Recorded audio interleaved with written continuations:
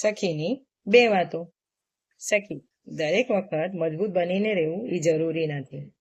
કેટલીક વાર હસતા હસતા પણ મન અંદરથી થાકી જતું હોય છે. પણ તું એ જ કહીશ, હું ઠીક છું.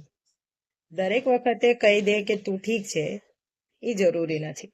ક્યારેક હું ઠીક નથી એવું કહેવાની પણ પરવાનગી આપજે પોતાને.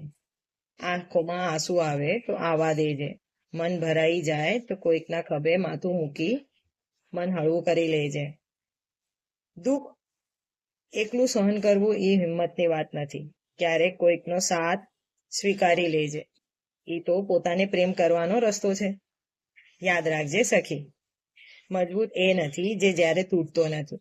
મજબૂત તો એ છે જ્યારે તૂટી જાય તો પણ પોતાના તૂટેલા મનને બધું ભેગું કરી હિંમતથી ફરીથી ઊભો થાય. એને કહેવાય મજબૂતી.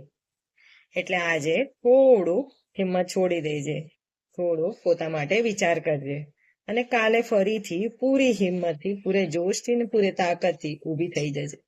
યાદ રાખજે આ વાત સખી. રાધે રાધે.